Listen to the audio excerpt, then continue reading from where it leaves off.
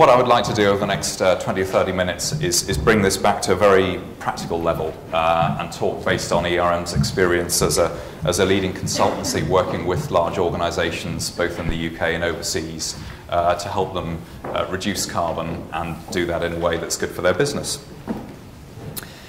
And I think there's a natural tendency for all of the organisations covered by this piece of legislation to look at it as yet another compliance burden.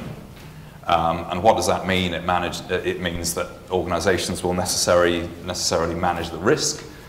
They won't look for the opportunity. And yet it's been our experience that the CRC as a scheme can be a springboard for finding considerable opportunities, competitive opportunities for business. And Mari already referred to the £1 billion in energy savings that this scheme is predicted to save UK PLC by 2020. And clearly that provides a very significant opportunity for all organisations captured by the scheme to actually use it as a springboard to save money. In addition to that, there's a real opportunity to through good performance, gain reputational advantage from this scheme. You know, what other piece of legislation around at the moment would actually help you as managers of energy or environment within your organisations to put this on your senior management's agenda? It's a great opportunity from that perspective as well. Now, given that we're in something of a sporting arena here today, I thought we would take football as an analogy for how we can look at the CRC. And get a bit of light inspiration from our sporting cousins. I'm going to begin with a few quotes. Look, we're not entertaining, I don't care, we win. This was one from the Chelsea manager, Jose Mourinho, just down the road. It was particularly pleasing to see that our goal scorers scored tonight. And one I particularly liked, if God had wanted us to play football in the clouds, he'd have put grass up there. Well, you might be saying, well, what on earth has this got to do with the CRC? And I think that the point I'm going to make is that responding to the CRC, it's a team game.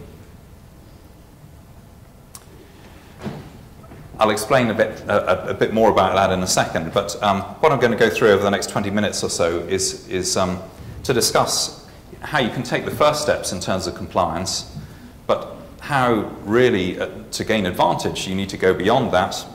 You need to focus on the opportunities, not just the risks. You need to work as a team within your organisations.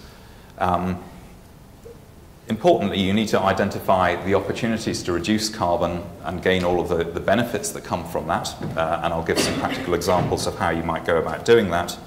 And finally, how, as an organisation, you can get the reputational dividend from doing so. So, taking the first step,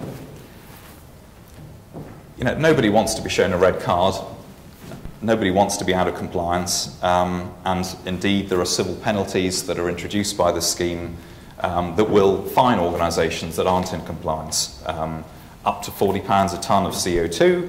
So as Mari said, this is scaled, dependent on the size of your organisation and the carbon emissions of your organisation. In many ways, this is a last resort. We don't see it being drawn into the field of play that often, but nevertheless, it's a risk. It's part of the risk equation that your organisation needs to deal with in measuring up to this scheme. In addition to that, and maybe more relevant to the broader set of organisations, is the public league table. Clearly, if your organisation isn't in compliance, you go straight to the bottom of the league, and you suffer as a result of that, both in reputational terms and in terms of the revenue recycling payments that you won't receive.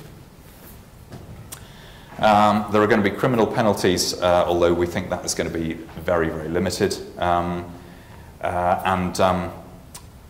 As we've already heard, the Environment Agency is going to be externally auditing a proportion of the participants every year to make sure that there is that compliance underpinning the scheme.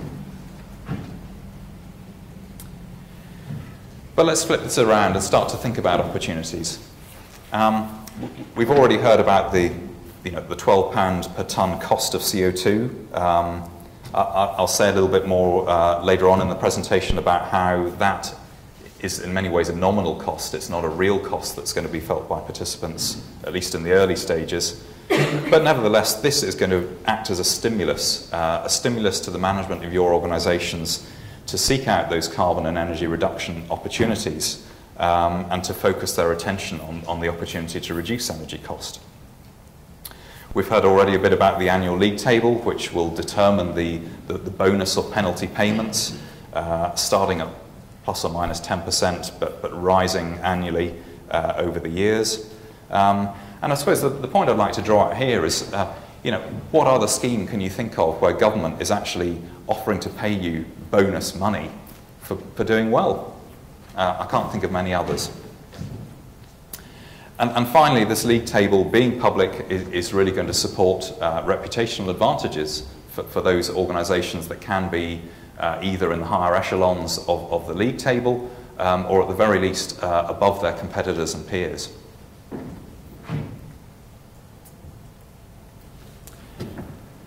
Right, moving back to football. I said this is all about teamwork, and in many ways you can draw an analogy of a football team here in that it's all about defence, midfield, and attack.